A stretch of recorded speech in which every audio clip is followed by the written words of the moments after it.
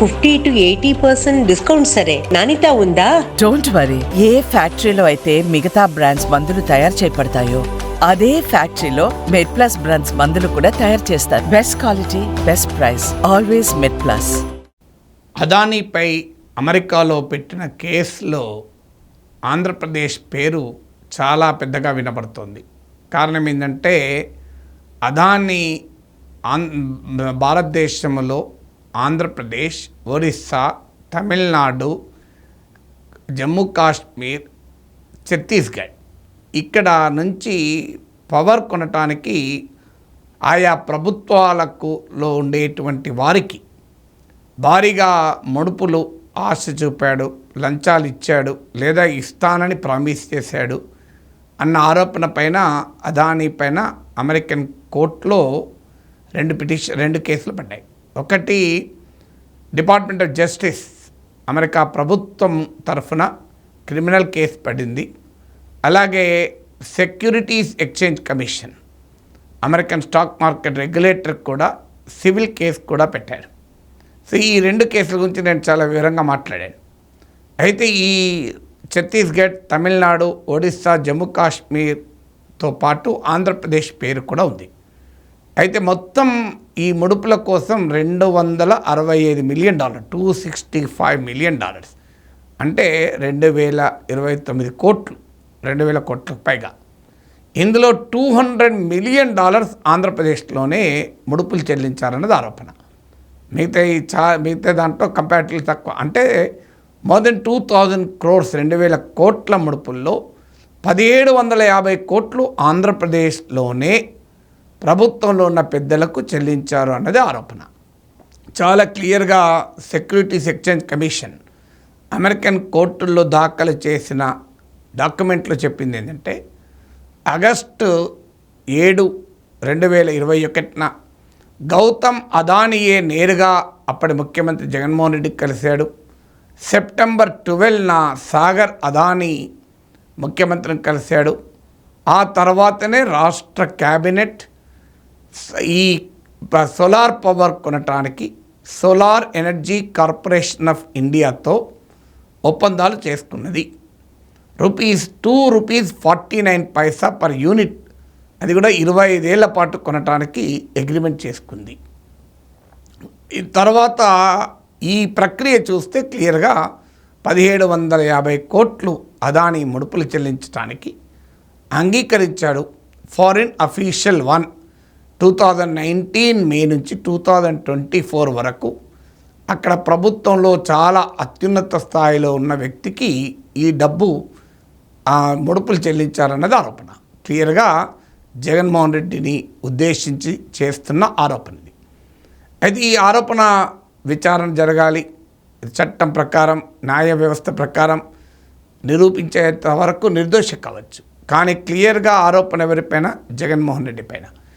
అయితే వైఎస్ఆర్ కాంగ్రెస్ వాదన ఏంటంటే మాకు అసలు అదానీతో ఒప్పందమే లేదు, మాకు ఒప్పందం వల్ల భారత ప్రభుత్వ సంస్థ అయిన solar energy corporation of India, ఇక భారత ప్రభుత్వం అదానీల బంధం గురించి నేను వేరే చెప్పాల్సిన అవసరం లేదు.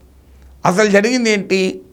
అదానీ గ్రీన్ ఎనర్జీ అనే కంపెనీ, అజూర్ పవర్ ఇండియా అనే company solar energy corporation of ఇండియాతో 12 gigawatts సోలార్ ఎనర్జీని సప్లై చేసేటువంటి ఒప్పందాన్ని 2020లో కుదుర్చుకుంది. కానీ solar energy corporation of India పని ఏంటి? ఇతర రాష్ట్ర ప్రభుత్వాల ఎలక్ట్రిసిటీ బోర్డులతో సంప్రదించి వాళ్ళ కస్టమర్లు సమకూర్చాలి. కానీ ఈ ప్రైస్ ₹293 పర్ యూనిట్ ముందు కోట్ చేశారు. ఈ ప్రైస్ మేము పెట్టడానికి అది కూడా 25 years వరకు లాంగ్ టర్మ్ కాంట్రాక్ట్. ఎందుకంటే సోలార్ ఎనర్జీలో టెక్నాలజీ చాలా వేగంగా మార్పు చెందుతుంటుంది. 25 ఏళ్ళ తర్వాత అది ₹2 ఉంటుందా, 50 పైసలు ఉంటుందా ఎవరు చెప్పలేడు. ఇలా ఉదాహరణకు 25 years క్రితం మొబైల్ టారిఫ్లు ఎంతుండే ఇప్పుడు ఎంత ఉన్నాయి, 25 ఏళ్ల క్రితం మొబైల్ ఫోన్లు ఎంతుండే ఇప్పుడు ఎంత ఉన్నాయి. చాలా మారిపోతుంటాయి టెక్నాలజీతో. అంత లాంగ్ టర్మ్ అగ్రిమెంట్లు పెట్టుకోకూడదు అని చంద్రబాబు నాయుడు పవర్ పర్చేజ్ అగ్రిమెంట్ల పైన వైఎస్ఆర్ కాంగ్రెస్ ఆరోపించింది. ఆ రోజుల్లో ఆరోపించడమే కాదు, ఆ పవర్ పర్చేజ్ అగ్రిమెంట్లను క్యాన్సిల్ కూడా చేసింది. కానీ ఇక్కడ మళ్ళీ 25 ఏళ్ల పాటు అగ్రిమెంట్లు కుదుర్చుకోవడానికి సిద్ధపడింది. అయితే మొదట్లో ఎవరు ముందుకు రాకపోతే అప్పుడు గౌతమ్ అదానీ అజూర్ పవర్ రంగంలో దిగి ఆంధ్రప్రదేశ్, ముఖ్యంగా ఆంధ్రప్రదేశ్, ఛత్తీస్గఢ్, తమిళనాడు, ఒడిస్సా, జమ్మూ కాశ్మీర్ ప్రభుత్వాలతో మాట్లాడి solar energy corporation of India నుంచి 12 గిగా పవర్ కొనడానికి అగ్రిమెంట్ కుదుర్చుకున్నారు. అంటే అల్టిమేట్గా అది అదానీ కంపెనీల నుంచి కొనటానికి. అదానీ కంపెనీలు solar energy corporation of India, అలాగే ఆంధ్రప్రదేశ్ కానీ ఇతర రాష్ట్రాల ఎలక్ట్రిసిటీ బోర్డుల మధ్య కుదిరిన ఒప్పందం ఇది. అదానీతో నేరుగా ఉందా లేదా అన్నది ఇష్యూ కాదు, అల్టిమేట్గా బెనిఫిట్ అయ్యేది అదానీ.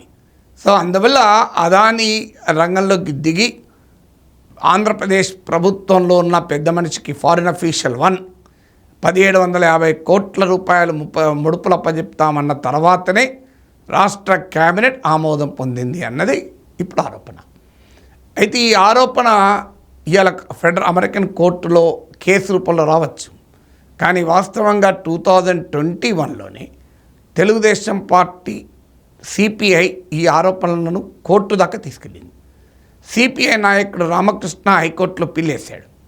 సిపిఐ కాదు, తెలుగుదేశం పార్టీ ఏం చేసిందో దీంట్లో మనం ఆసక్తికరంగా చెప్పాలి. ఎందుకంటే ఇప్పుడు తెలుగుదేశం అధికారంలో ఉంది కనుక ఇప్పుడు ఏం చేస్తుంది అనేది ఒక కీలకమైన అంశం. టీడీపీ అదానీ జగన్ డీల్ను తీవ్రంగా వ్యతిరేకించింది.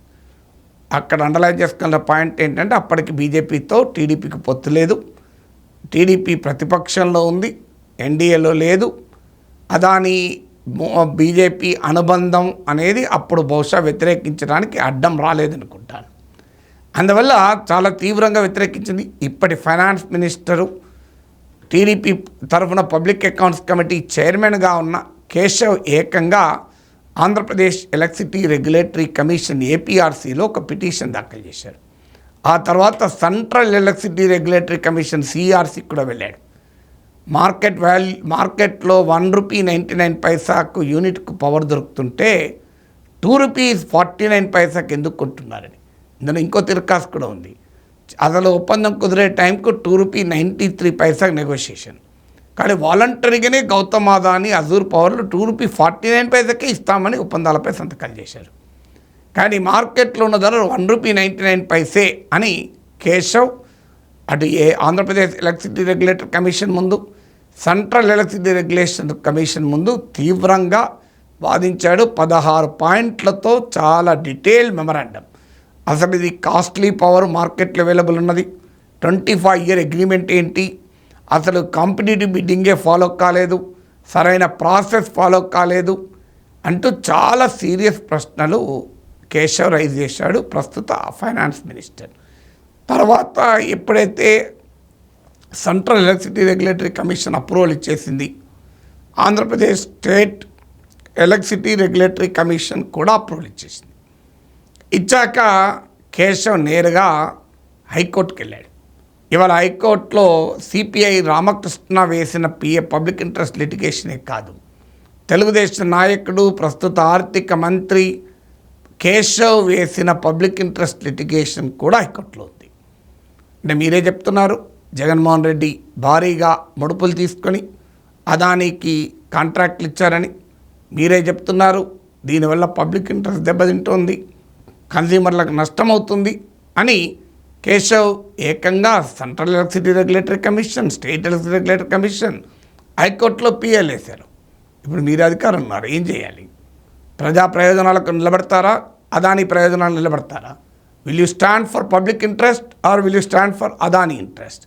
సో జగన్మోహన్ రెడ్డి అదానీతో కుదుర్చుకున్న ఈ అక్రమ ఒప్పందాల్ని ఎందుకు రద్దు చేయరు, ఎందుకు సమీక్షించరు? కాంట్రాక్చువల్ అగ్రిమెంట్స్లో ఎప్పుడైనా తప్పుడు పద్ధతుల ద్వారా కాంట్రాక్ట్లు కుదుర్చుకుంటే ఆ కాంట్రాక్ట్లను రద్దు చేయొచ్చని చట్టం చెప్తోంది. ఇవాళ అమెరికన్ కోర్టులో ఇది అక్రమ పద్ధతిలో కాంట్రాక్ట్ అని అభియోగం వచ్చింది. అసలు మరి ఇప్పటివరకు అధికారంలోకి వచ్చి నెలైనా దీనిపైన ఎందుకు మాట్లాడతలేరు? ఇదే చాలా ఆశ్చర్యకరంగా ఉంటుంది. ల్యాండ్ టైటిలింగ్ యాక్ట్ పైన కూడా సరిగ్గా ఇదే పని చేశారు. ల్యాండ్ టైటిలింగ్ యాక్ట్ జగన్ ప్రభుత్వం తీసుకొస్తే తెలుగుదేశం దాన్ని సమర్థించింది. కేశవ్ ఏకంగా అసెంబ్లీలో దాన్ని పొగుడుతూ మాట్లాడాడు. నేను గతంలో నా వీడియోలో కూడా చెప్పాను. కరెక్ట్గా అసెంబ్లీ ఎన్నికల సమయానికి దీన్ని పవర్ఫుల్గా వాడుకోవచ్చని ఆలోచించారు. ల్యాండ్ టైటిలింగ్ యాక్ట్ వల్ల కంప్లీట్ నాశనం అయిపోతుంది, ఆస్తులను లాగేసుకుంటారని పెద్ద ఎత్తున ప్రచారం చేశారు. అధికారంలోకి వచ్చాక ల్యాండ్ టైటిలింగ్ యాక్ట్ రద్దు చేశారు. చంద్రబాబు నాయుడు ఇది ల్యాండ్ మాఫియా కోసం తెచ్చిన చట్టం అన్నాడు. కానీ ఈ చట్టం ఎవరు తెచ్చాడు? నరేంద్ర మోడీ తెచ్చాడు. ఈ చట్టం మోడీ ప్రభుత్వంలో నీతి ఆయోగ్ తెచ్చింది. చంద్రబాబు నాయుడు ఏమంటున్నాడు? మోడీ ప్రభుత్వ నాయకత్వంలో నీతి ఆయోగ్ తెచ్చిన చట్టం ల్యాండ్ మాఫియాకు ఉపయోగపడుతుంది అంటున్నాడు. దాన్ని ఆంధ్రప్రదేశ్లో అమలు చేసిన జగన్మోహన్ రెడ్డి నిజమే, రద్దు చేశారు. మరి భారతదేశంలో మోడీ ప్రభుత్వం ల్యాండ్ మాఫియాకు ఉపయోగపడే చట్టం తెస్తే ఎందుకు చంద్రబాబు నాయుడు వ్యతిరేకించాడు? ఇండియాలో టీడీపీ ఎందుకు వ్యతిరేకించదు? దాన్ని నీతి ఆయోగ్ రద్దు చేయాలని కోరాలి కదా. ఎందుకంటే ఇదే చట్టాన్ని రాజస్థాన్, మహారాష్ట్ర ఇలా ఇతర రాష్ట్రాలు అమలు చేస్తున్నారు కదా. అంతకుముందు అసెంబ్లీలో చట్టాన్ని సమర్థించారు. ఇప్పటికీ కూడా నీతి ఆయోగ్ చేసిన చట్టమే అది. నీతి ఆయోగ్ ప్రతిపాదించిన చట్టమే జగన్మోహన్ రెడ్డి అమలు చేశాడు. కానీ ల్యాండ్ టైటిలింగ్ యాక్ట్ ఇప్పుడు ల్యాండ్ మాఫియాకు అనుకూలమైపోయింది. అంటే ఇప్పుడు అదాని విషయంలో కూడా అదే, ప్రతిపక్షంలో ఉన్నప్పుడు అదానితో జగన్ అక్రమ బంధం, వేల కోట్ల రూపాయల ముడుపులు, అధికారంలోకి వచ్చాక ఇప్పుడు ఏం చేస్తారో అనేది అగ్ని పరీక్ష. ఇప్పుడు తేలిపోతుంది కుల్లా. మీరు జగన్ వ్యతిరేకించినారు, జగన్ చేసుకున్న ఒప్పందాలు వ్యతిరేకించారు, జగన్కు ముడుపులు అందాయని చెప్పబడుతున్న కాంట్రాక్ట్లను రద్దు చేస్తారా చేయరా? జగన్ ముడుపులు తీసుకొని అదానితో కుదుర్చుకున్నారని ఆరోపించబడుతున్న ఒప్పందాలు రద్దు చేస్తారా లేదా? ఈ ఆరోపణ ఏం చేయడం లేదు. ఈ ఆరోపణ కేశవ్ చేశాడు, తెలుగుదేశం పార్టీ తరఫున సెంట్రల్ ఎలక్ట్రిసిటీ రెగ్యులేటరీ కమిషన్ ముందు చేశాడు, స్టేట్ ఎలక్ట్రిసిటీ రెగ్యులేటరీ కమిషన్ ముందు చేశారు, ఆంధ్రప్రదేశ్ హైకోర్టులో అప్పీల్ వేశారు. అప్పీల్ ఇప్పటికీ పెండింగ్లో ఉంది. సో మీరు చేసిన ఆరోపణే కదా జగన్ ముడుపులు తీసుకొని చేశాడని. మీరు చేసిన ఆరోపణకు బలాన్ని చేకూరుస్తూ ఇప్పుడు అమెరికన్ కోర్టులో కేసులు పడ్డాయి. మరి ఇకనైనా ఆ ముడుపుల ఒప్పందాలను రద్దు చేస్తారా చేయరా?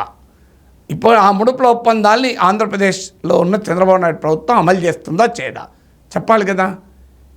ఇక్కడ ఇప్పుడు టీడీపీ ముందు, చంద్రబాబు నాయుడు ప్రభుత్వం ముందు ఉన్న కీలకమైన ప్రశ్న ఇది.